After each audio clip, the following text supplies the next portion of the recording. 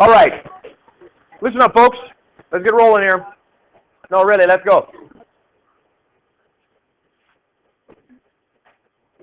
So last day, yesterday, we talked about the equilibrium constant and how we can calculate that equilibrium constant. And we needed to know whether, we need to know that the system is at equilibrium. And in order to calculate it, we either needed to be given all the e's, so we could just put it into the equilibrium expression, calculate the constant, or we needed to be given all of the i's, the initial situation, and one of the e's, so we could calculate all of the equilibrium concentrations. Once you have all the equilibrium concentrations, then you can get the K, again using the equation. So we needed the ice table for that second one. Now, the equilibrium constant, when we have the concentrations, and they are such that they give us the equilibrium constant, we say that the reaction is at equilibrium. If it's not at equilibrium, the reaction is going to proceed until it gets to that equilibrium place. That equilibrium location in the reaction is when all the changes stop and we have a nice not constant reaction, but it appears to have stopped and we've achieved equilibrium. All right? If the reaction isn't at equilibrium, it's going to do something. It's going to change. And that's what we want to look at today. We want to look at what happens if we now disturb a reaction from its equilibrium. So we've let a reaction go, it's made it to equilibrium, we can calculate the K, and now we're going to disturb the reaction. We're going to change the reactants or change the products. And we're going to ask ourselves the question, how is this reaction going to adjust now that we've changed the equilibrium? All right, it's like we're giving it a new initial conditions, and the reaction is going to adjust and it's going to change. So the principle that guides this is called LeChatelie's principle, named after the French scientist who observed it.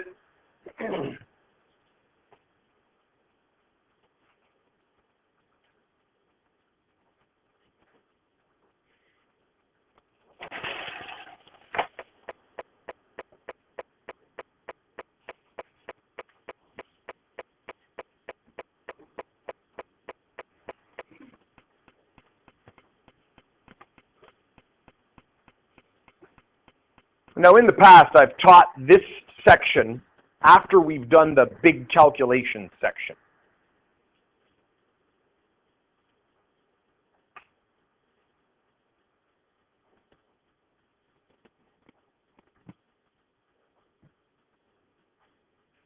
And it really doesn't matter what order we do this in, whether I talk about this changing of the equilibrium now or whether we do it after the calculation. So in the past, I've done it afterwards. Here I'm doing it before. It doesn't affect it.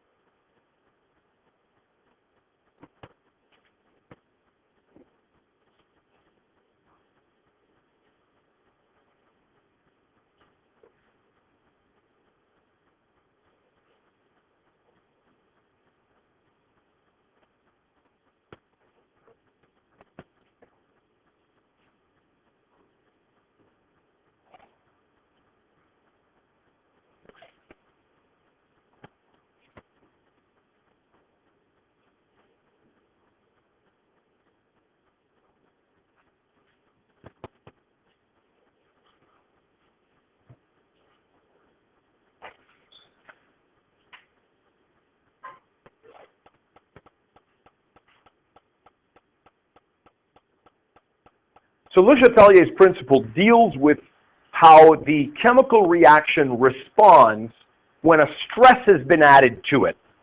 Now, we're not saying that we're like, freaking it out by like assigning an assignment or a test, right? We're not stressing and causing some stress. But what we're doing is we're simply changing some of the properties of the reaction. We're adding some reactant or some product, or we're changing the temperature, or if it's a gaseous system, we're changing the volume, or by making it larger or smaller. Maybe we might have the chemical reaction in a syringe of some sort. I had a little syringe here to kind of demonstrate. So let's imagine that we've got our chemical reaction taking place in a syringe. I've got to kind of isolate from it. Let's shut that off there. I've got it closed. So you had your gaseous reactants in there. It comes to equilibrium, and then we're applying some pressure to it. We're changing the volume. What does that do to the reaction? And that's what we're asking. Now, this principle would have been stated even before they realized what an equilibrium reaction is, right? Our idea of an equilibrium reaction with the reaction going forward and simultaneously reverse needs to have knowledge of atoms and particles and the fact that they're colliding with each other. And this may have been made before that even that knowledge was known, that whether an equilibrium exists or not. And that wasn't a concern to LeChatelier. He was simply looking at chemical reactions, and as he was applying stress to it, he noticed that the reaction was doing something in response. The reason we use the term stress has to do with the fact that it's almost reacting as if it's a living thing, all right? And it's definitely not a living thing. It's just a chemical reaction. But when we apply a stress to this system, it's almost as if it compensates for the stress to relieve the stress, as if it's got some kind of knowledge about what's taking place. And it doesn't. But that's the way we can think about it. That's the way we can gain some understanding to predict what's going to take place. And that's what we want to be able to do with this. Predict what the reaction is going to do in response to a stress. That's what we want to be able to do. And it simply states that if there's a stress, it will respond by shifting the reaction to the products or the reactants, shifting it one way or to the other, that opposes the change. So, if a person is being stressed by someone, maybe perhaps bullied, the bully comes along, what does the person do who's being stressed? They try to decrease that stress, they move away. They move away from them so that they don't have that issue. So, same thing here. We apply a stress, we add some reactant.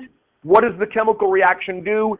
It does something to relieve the stress. And that's essentially what LeChatelier's principle is. The reaction will shift to relieve the stress. Let's talk about this first effect.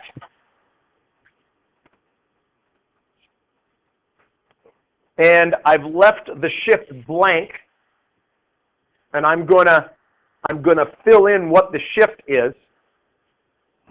And then we're going to make a sketch of a little graph to talk about what happens due to this stress.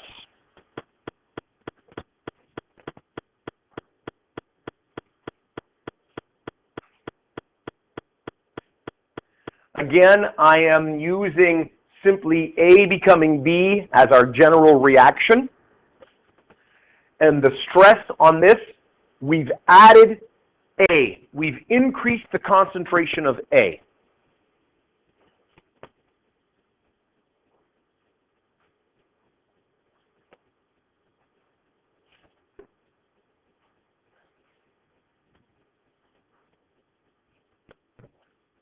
Again, I've left the shift blank. We'll put that in a moment.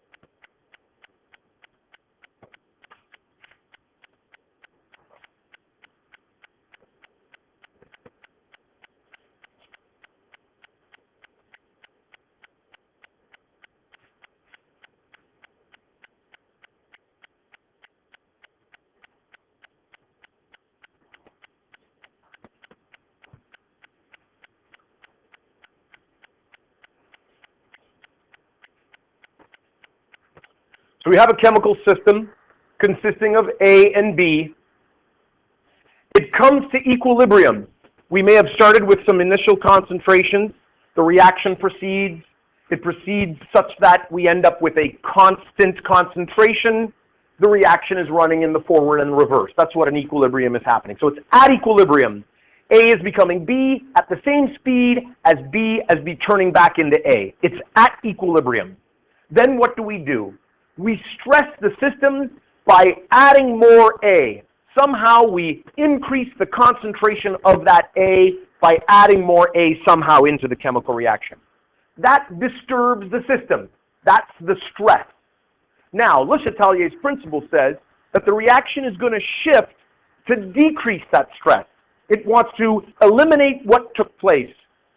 So if the A has been added, the response is to use up excess A, to get rid of A, to bring it back down.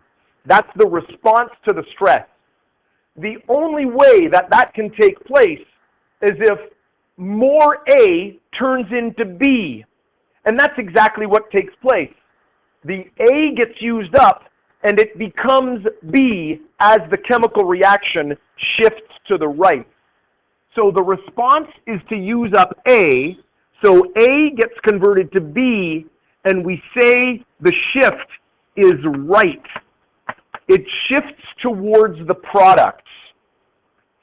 Now the reason it shifts towards the products has to do with the fact that now there's more A particles colliding. That increases the rate of the forward reaction, thus making it head that way a little more than the reverse. But once it starts to produce some B, the reverse reaction kicks back into gear and we achieve equilibrium again. So the whole thing kind of makes a little more B, all right? Once the new equilibrium has been reestablished, we do still have a little more A. It can't get rid of all of the extra A that was added. But we now also have more B because it shifted right to produce more product. The effect on the K does not change unless the temperature changes. So there is no change to the K. Let's take a look at this graphically for a minute.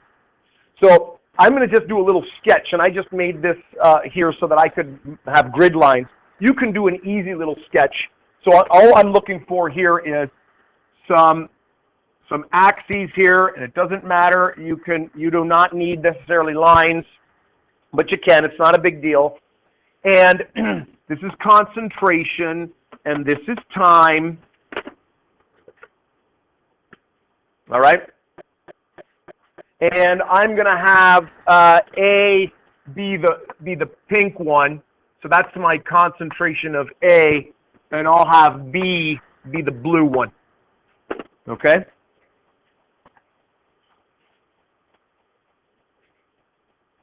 And just like before, we had the reaction take place and it went to equilibrium. Right? So, and it doesn't matter how high it is. I'm just going to pick A being over here, and that A reached equilibrium. There we are at equilibrium. All right?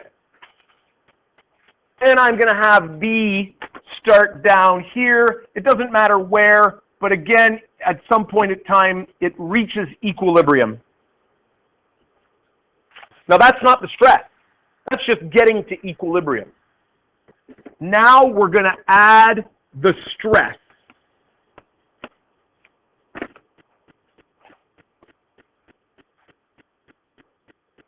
So we've got some A, we've got some B. It's at equilibrium. It's done its thing.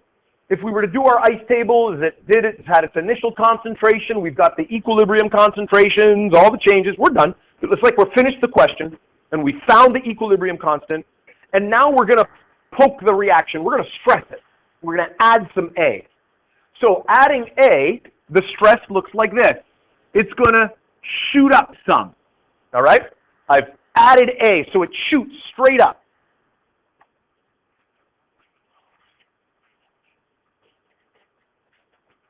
So that's an injection of A. We've increased the concentration. Now the result, the effect. LeChatelie's principle states that it's going to come back down. It's going to try to get rid of A. And it does. It comes back down, but it never gets rid of all of it.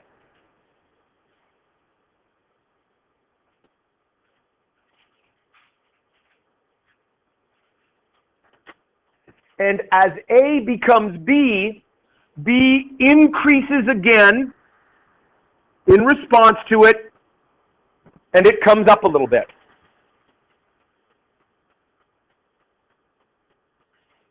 Okay? In the end, K, which is the ratio of B over A, is unchanged. No change.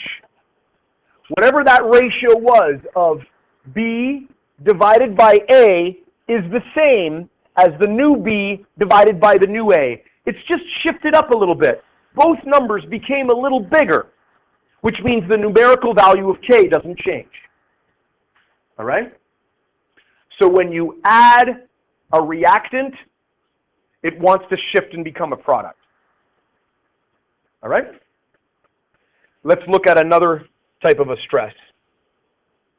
Hold on one second. Let's not write this one down. Let's just talk about this one, and then I'll have you write down the third stress. So let's just talk about this one, because it becomes very repetitive, okay? Let's say now our new stress is to increase B. We've injected now a whole bunch of B. What should be the response? The response should be to use up excess B. The reaction doesn't want, but that's the way we can think of it, wants to get rid of the B. What's that going to do? It's going to turn some of the B back into A. What direction would we describe this shift as? Which way is the reaction going to shift? Left, towards the reactant. This is a shift left. All right? What happens? Well, in the end, B is slightly higher because you can't get rid of all of it. A is slightly higher because it turned it into it. Again, no effect. Now, even though we didn't write this down, let's add it to our graph. All right? Hopefully we've got enough room. I know we squeezed this in, but let's just do a quick little addition. We're going to have some lines go through this, but that's okay. I'm going to start it right here on this line just because. Increase B. Right? So there's the stress there. That's going to cause the B to decrease, right? Even though it's cutting through those words, there's nothing wrong with that. And what happens to the concentration of A as that takes place? Yep, Chris? It goes up a little bit. It goes up a little bit. All right?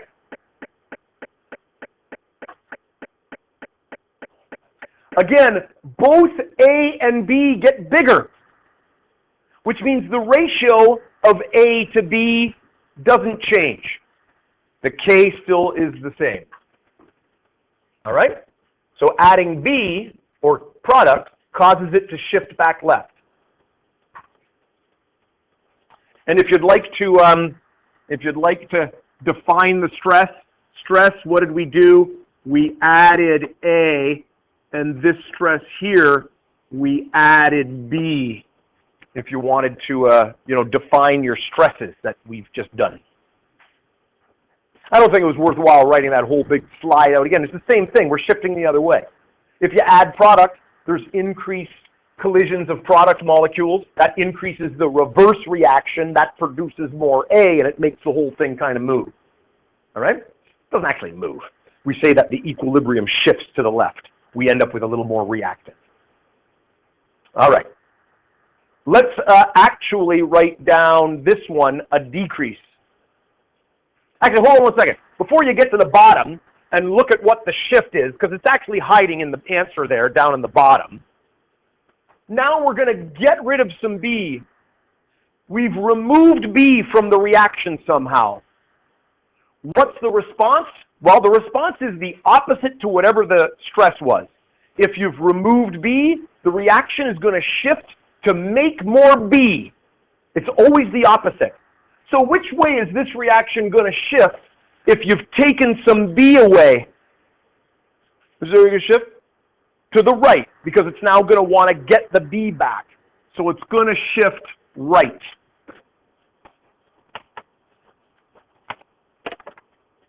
So you can write this one down because it's a decrease.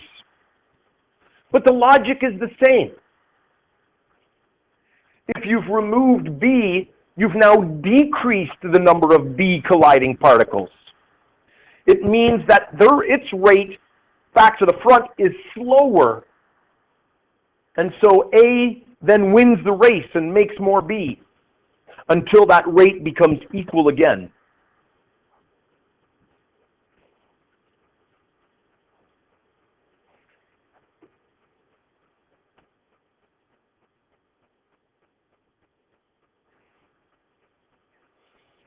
So even though we portray it as if the reaction is knowledgeable and has the ability to do the opposite, to relieve the stress, it still is all within collision theory that explains this.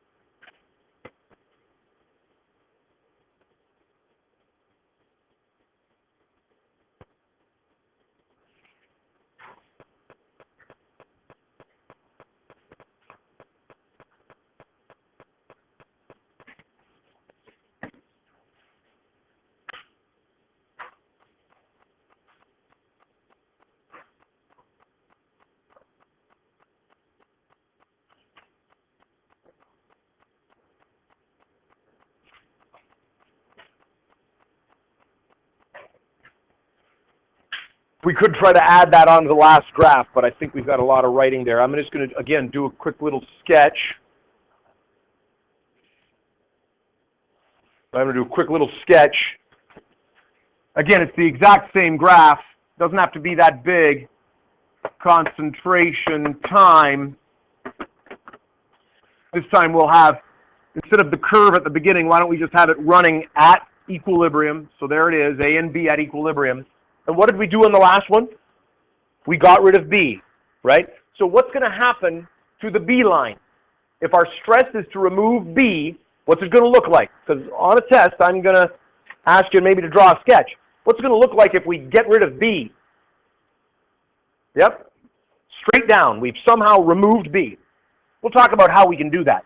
Get rid of B. And we haven't done anything today.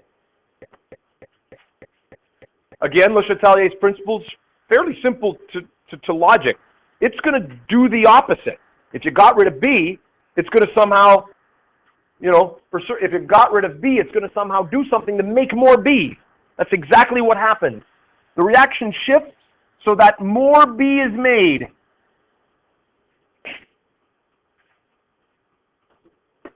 Now that B has to come from somewhere. The B comes from the A, and so A loses a certain amount. Again, the ratio of B to A remains the same. We haven't changed the equilibrium constant. We haven't done anything with the reaction. It's just that it's shifted. Okay? So again, K is constant. K does not change. K, no change in the K. All right, so that's what happens when we add or remove reactant or product. Let's now talk about what happens when we change the temperature of the system, when we make it hotter or cooler. Now, in order to understand this, we need to think of our chemical reactions, again, in terms of energy. And we need to think about whether it's endothermic or exothermic. Oh, let's not do those examples right now. Let's do changing temperature.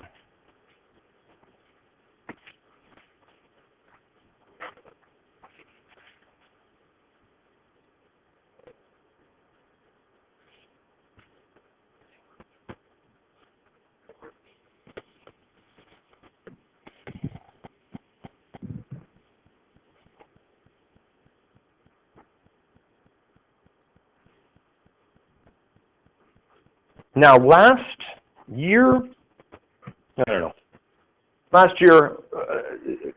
majority of the group had a misconception when doing this and resulted in getting any of these types of questions wrong because there was some backwards thinking, and I'm going to try to fix it up here, see if I can stress the importance of it.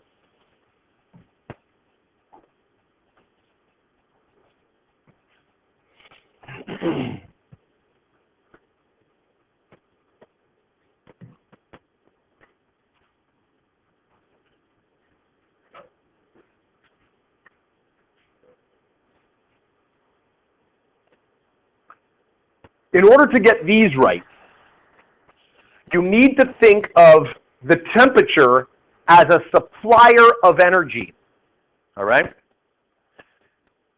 So if we increase the temperature of a chemical reaction, it means we've supplied it with extra energy.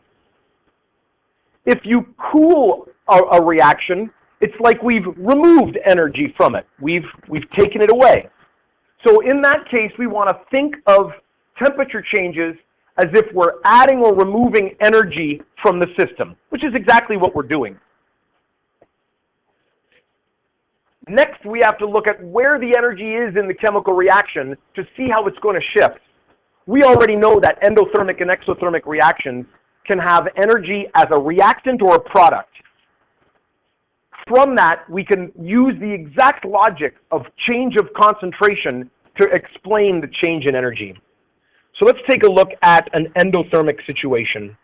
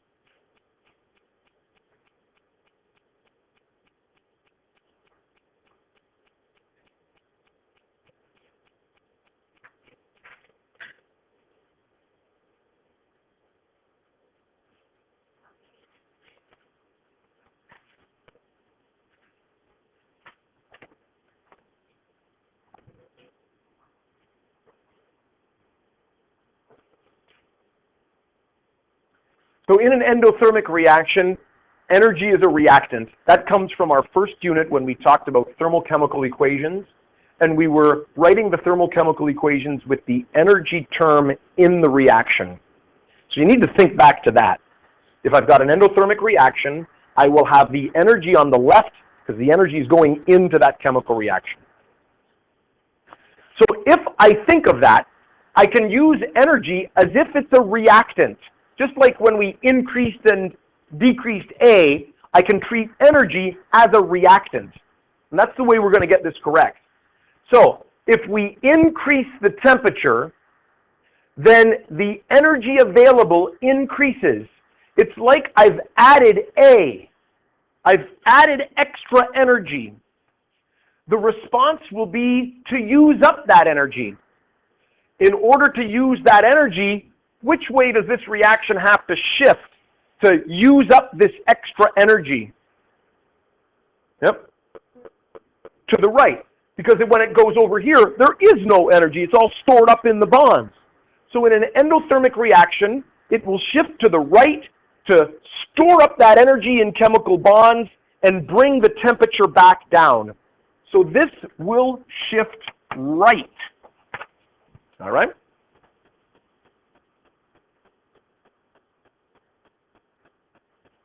Now, the misconception comes right here. You need to think of an external increase in temperature. In other words, we're making it hotter with a Bunsen burner or with a heater of some sort.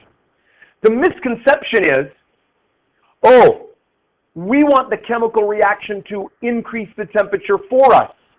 No, we don't want that to happen. That's where people were getting it backwards. I'd say increase the temperature, and their logic would be, oh, let's have it shift left to make lots of energy. That'll increase the temperature. But that's not what we're doing. We don't want the reaction to increase the temperature. We are increasing it externally with a Bunsen burner or a heater. So we are increasing the temperature. And the reaction is going to shift to decrease the temperature. The reaction goes and does the opposite. The reaction isn't going to shift to also increase the temperature. All right? So the external stress is increase the temperature. The reaction shifts to decrease the temperature to bring the energy value back down. And that's where the misconception was. People were shifting it to do the opposite thing.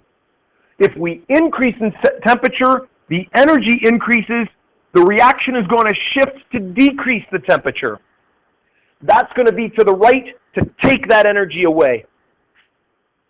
What if we decrease the temperature? Then the reaction is going to shift to increase the temperature. If the energy is on the left, if I make that small, the reaction is going to shift left so we can bring that energy back up. Okay? Shift left. So we want to think about what the reaction does in response to the stress. So graphically, that looks a little different. Let's do, again, a little graph to represent this. And again, I'm using the same colors, and I'm using the same idea here. Concentration, time. And again, I'm going to assume I'm at equilibrium. So I'm going to have the pink one go to there, and I'm going to have the blue one go to there. And we should state, well, I'm going to state because you have your notes there nicely. What is this? We're doing endo? So we're doing endo. You don't have to put that in there. That's just for me to remember what we're doing. And again, I've got A plus energy to produce B, right? And this stress here, the first stress, we're going to do an increase in temp. And then in a moment later on down the graph, we'll do a decrease in temp, right? Okay? So, increase in temperature, I've increased the energy, I want to get rid of the energy, we said it was going to shift right. Now notice we haven't added any A or B. So that means I don't have any spikes in A or B. I just have a response to the shift. If it shifts right, what's going to happen to the concentration of A? If it shifts right, what's going to happen to my A line? It's going to go down, but it's not going to go down like that. It's going to do a curve down because it's achieving equilibrium. It's going to curve down like that. And I'll bring it up to a nice square there. You guys don't have squares, so it's not a big deal. What does the B do when it shifts right? It increases. It's going to curve up. Now, notice the lines have got closer together. That means my ratio of products to reactants has changed. Whatever the K was there, the K is different here because that ratio is different. Again, if we keep in mind here, and I'm just going to write it down to the bottom, K is equal to, how's it going, Jamie? There you go. Isn't that buddy? Yeah, I'm your buddy, man. K is what? Products over reactants. What happened here as we made more B? Yep. Yep, so there's a decrease in the bottom number and an increase in the top number. What does that do to the value? What's it going to do to the value of the K?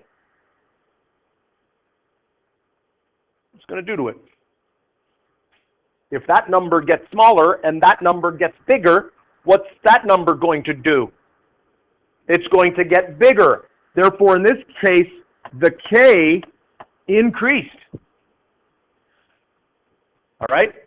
Now, it's going to be completely different when we do exothermic. So this is not one of those things that you necessarily want to memorize.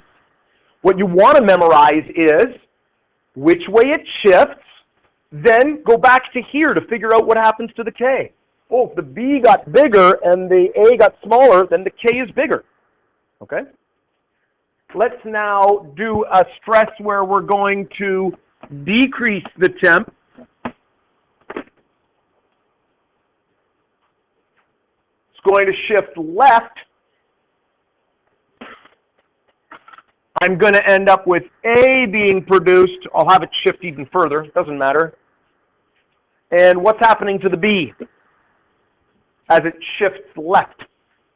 What happens to the amount of B? It's going to decrease down. It's going to get smaller. And because I made it a little hotter, it's going to get wider. And notice what happened to my ratio.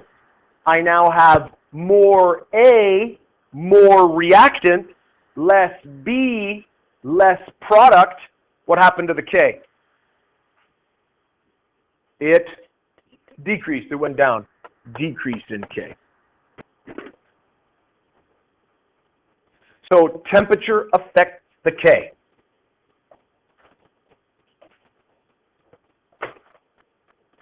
And there is an actual equation that relates it to it directly, and it actually is related directly to the activation energy of the forward versus the reverse reactions.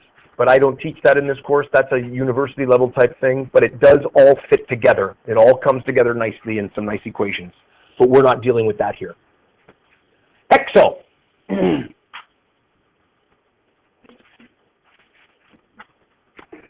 Exo is the exact opposite. But the logic is exactly the same. That's the nice thing about LeChatelie's principle. Once you have the principle and you know it, you can apply it to systems and make sense out of it. That's what made it powerful. Again, anytime you can develop something that allows you to predict something, you become a very important person in the world.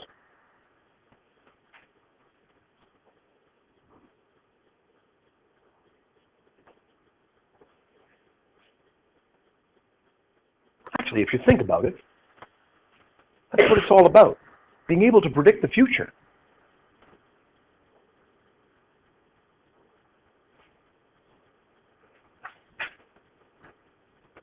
If you're an economist and you figure out some kind of weird formula that allows you to predict the price of oil 5 days in the future, you can become a very rich person. You would become important. Oh, look at there. More gifts. Thanks. We use copper in chemistry. This is a very cheap form of copper when they just give it to me. All right. Same logic. The only difference is energy is a product term. Energy is produced in this reaction.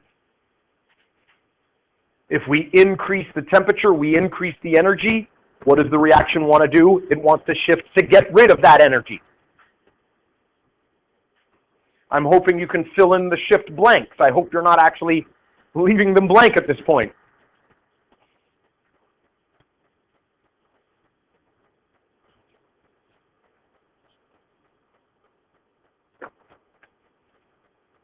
Increase the temperature, increase the energy. I want to decrease the energy. I want to get rid of this energy. Shift left.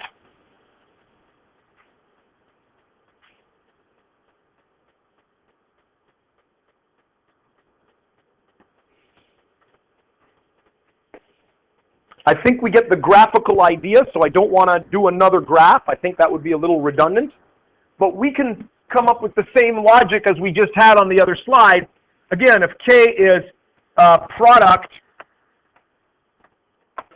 over reactant,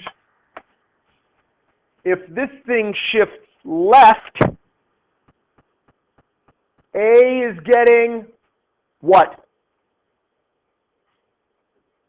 If this is shifting left, what's happening to the value of A?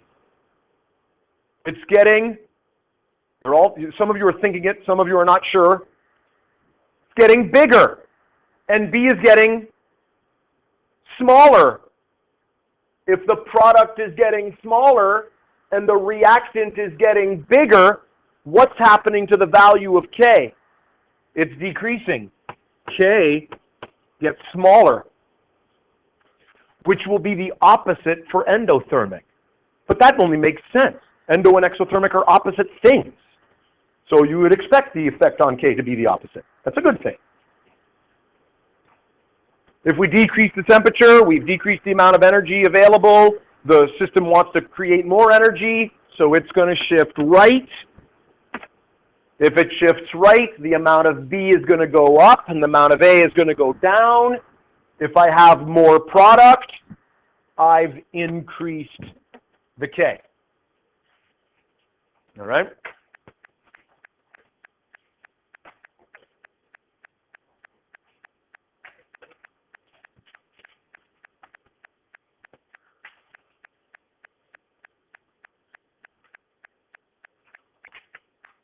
Now, the last factor is a little different. It's not too bad. Again, it's the same logic. It wants to decrease something or increase something. It wants to do something in response. But we need a little more of an explanation other than this, this simple reactant and product situation. We're not going to worry about that. Effect of changing volume or pressure of a gaseous system.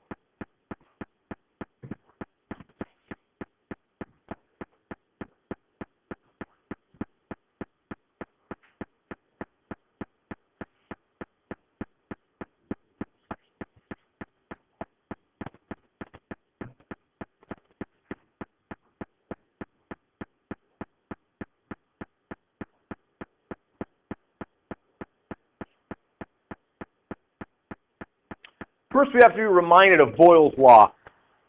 That's the relationship between pressure and volume. And it's a pretty, that's one that I would say is not necessarily common sense, but it's something that maybe you've experienced before, right? Here we've got these syringes that we use for doing gas experiments and various things. And if I close that off, it doesn't take a lot to get a feel for the fact that if I increase the pressure in there by pressing on the plunger, the volume gets smaller. I think that's pretty standard stuff, and that's what Boyle's law is. So I have a small volume, it means high pressure. And if I draw it out and make the volume big, it means I've created a low pressure in there. I've spread the particles out. All right? So we need to know that, because we need to be able to explain what happens if we increase the pressure of a system or if we decrease the volume of a system. So I need you to know that if I talk about decreasing the volume, I'm talking about increasing the pressure, okay? Or if I increase the volume, I'm decreasing the pressure. Okay. So once we've got that back in our mind, we can start to think about how does gas and pressure affect a chemical system. So first we need to talk about, this is the reaction right here. This is the shift and the reason why. And I think the easiest way is just to have you write it down, and then we'll talk about it.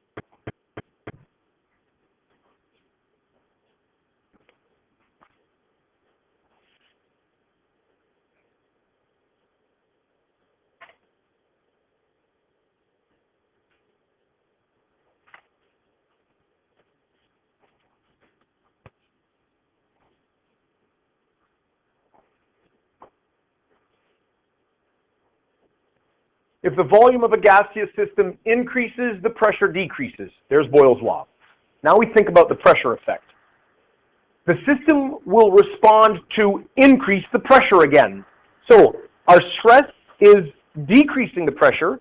The system will respond to combat that, do the opposite. It will respond to increase the pressure, and therefore it shifts to the side of the reaction with more moles of gas. Now you might be asking yourself, why would it do that? And I'm going to explain that in a moment. I got a white page that I'm going to draw a couple pictures on here to explain why more moles of gas is greater pressure. If the volume of the system decreases, if we squeeze it down, then the pressure increases. What's the system going to do? It's going to try to decrease the pressure. It's going to try to bring the pressure back down. It does that by shifting to the side of the reaction with fewer moles of gas. So let me now remind you why many moles of gas is a lot of pressure and fewer moles of gas is less pressure. All right? That's the last part of the link that you need in order to make the logic.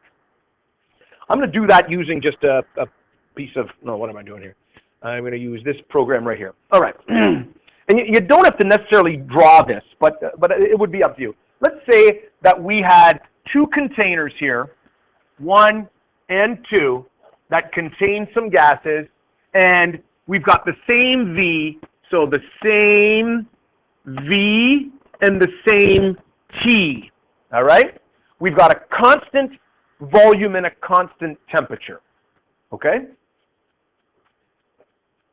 And let's say that we've got a few gas particles in this one. What did I put in here? That looks like 1, 2, 3, 4, 5, 6, 7, 8. I've got 8 gas particles in there, okay? And let's say on this one I've got 1, 2, 3, 4, 5, 6, 7, 8. And then I've also got some extra other ones, 9, 10, 11, 12, 13, 14. Doesn't make any difference. I've added some particles, and you know what? It doesn't really matter how many you add. The picture, it doesn't make any difference. So what pressure is this exerting? Well, the equation that we used before to do this was PV equals nRT.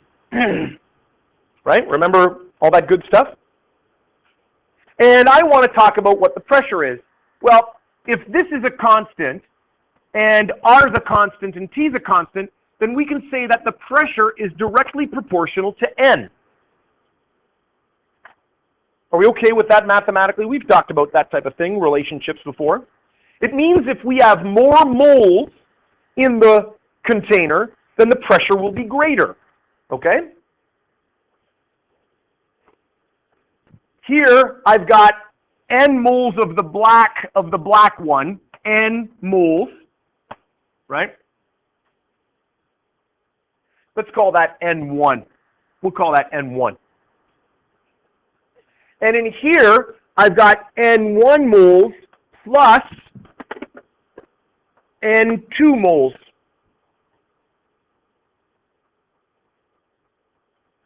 It doesn't matter what the particle identity is. Remember, I tried to stress that last year. PV equals nRT. It doesn't matter what the gas particle is. A gas particle is a gas particle, and it will apply the same pressure no matter what as long as the temperature and the volume are constant. So my pressure on this side is P, whoops, I should make that in black just so that you can see that. The pressure over here is P1, and the pressure over here is P1 plus P2, because I now have the two pressures, and that makes a larger P total, all right? And it's greater. The more particles of gas there are, the greater the pressure it will exert. Why? Because there's more particles bouncing off the surface of the container, all right? I've got actually 2 laws in here that you've seen in the past. That's the ideal gas law, and when we have more than one gas together, that their pressure adds up. That was called Dalton's law of partial pressure. So what I just need you to know is that if a chemical reaction has more gas particles, it will exert more pressure. And that's what we need to count. So we need to simply count how many gas particles are there in the reactant and how many gas particles are in the product and which one has more. And that's what's going to determine the shift. Because the one that has more has the ability to exert more pressure because there's more particles. So let's just do some examples.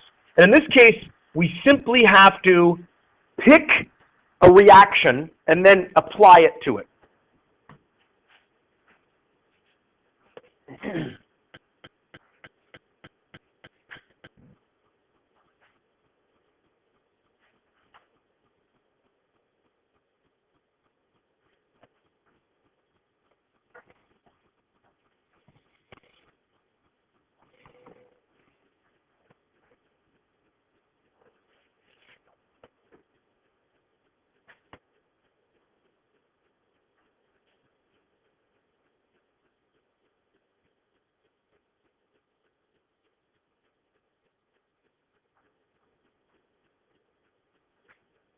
So we have a reaction N2O4, it's in equilibrium and it breaks down to produce 2NO2. Now, let's look at the gas particles. Even though this thing is twice as heavy as that, it doesn't matter. Gas particles are only worried about gas particles. Doesn't matter the mass, doesn't matter what it is. We count them. There is one gas particle on the left and there are two gas particles on the right. That means the products have the ability to exert more pressure than the reactants because there's twice as many particles. If we decrease the volume of the container, there's the stress, it means we've increased the pressure. If we've increased the pressure, then it's going to shift to decrease the pressure again. Which side exerts less pressure? Yep, Atlee? The N2O4, the left side, the reactant side. We decrease the volume, which means the stress is that we increase the pressure. It's going to shift to decrease the pressure. And the left side has less gas particles. This will shift left to the side that has less gas particles. Oops, I guess I'm writing it in. This will shift left.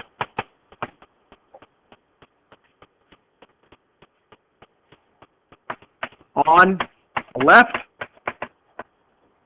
fewer gas particles,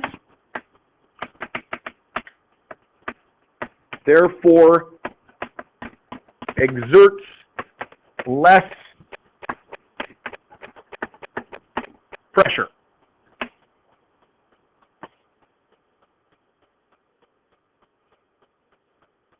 Okay? And so there's the logical steps there. Less particles exert less pressure. So if we decrease the volume due to Boyle's law, that's an increase in pressure. It's going to shift to bring the pressure back down. Fewer particles on the left, that's going to shift left to bring that pressure down.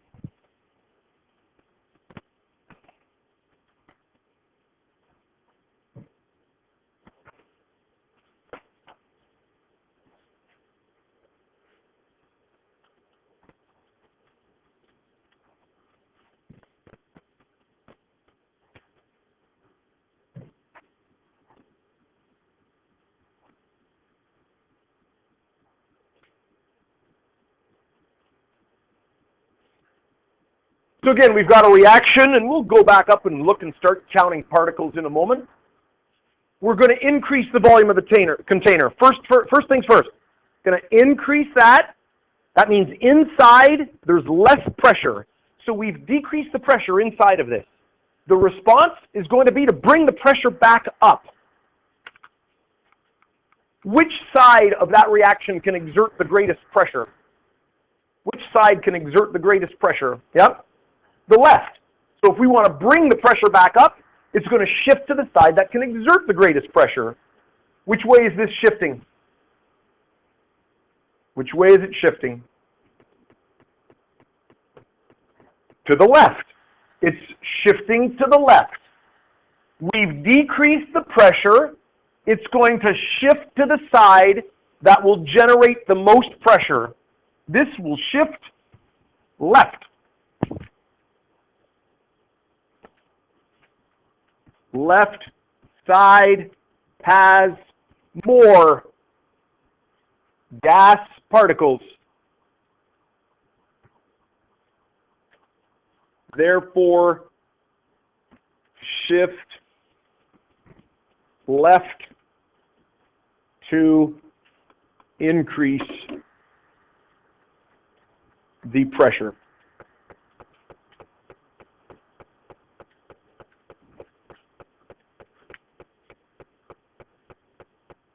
All right.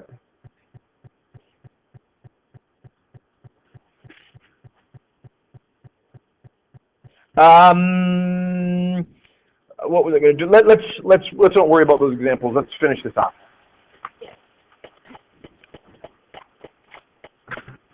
And then maybe I'll go back to the examples.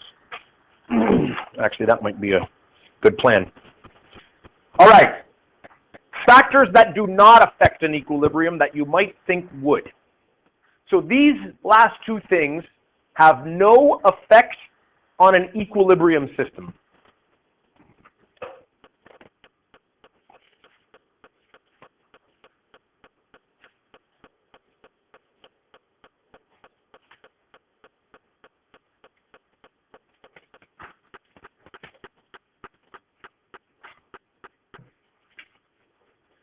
The first one, obviously, there is a catalyst. The catalyst does nothing to the equilibrium. It doesn't cause a shift at all.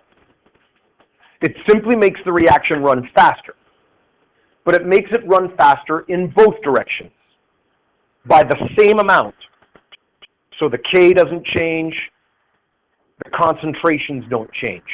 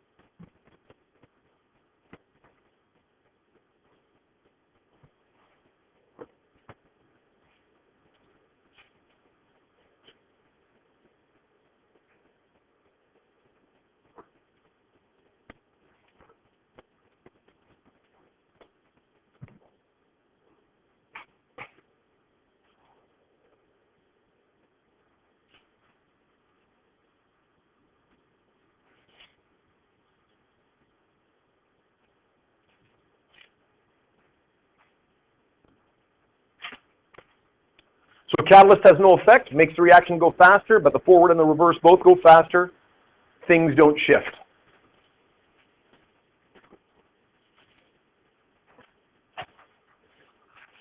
And there's one other effect, as you can see. I've got a number 1, so logically I'd have a number 2.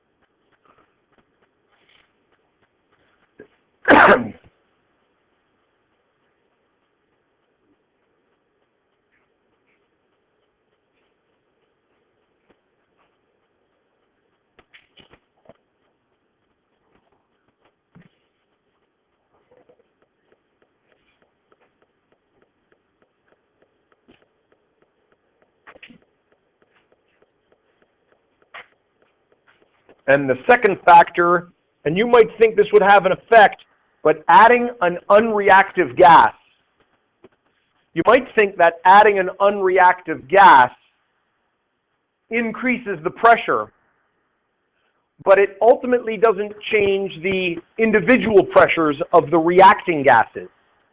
Again, that's Dalton's law of partial pressure. Also, in the end, you can think of it in terms of concentrations.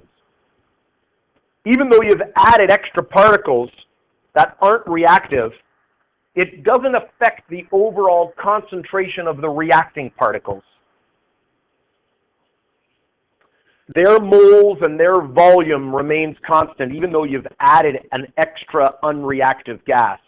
So it has no effect. Now when we say a noble gas, it doesn't necessarily have to be the noble gases, right? It doesn't have to necessarily be those gases that we have as group 18.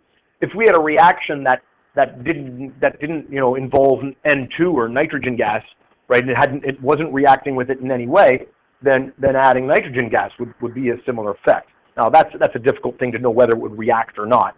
But so let's say I gave you on a test, I would give you a noble gas. But it just has to be a gas that doesn't participate in the reaction, isn't going to react with the particles. So it may increase the total pressure, but the volume stays the same. So the moles of the reactant and product molecules is still the same, even though there's other molecules or particles in there. And the volume hasn't changed, so their concentrations remain the same. It doesn't affect anything.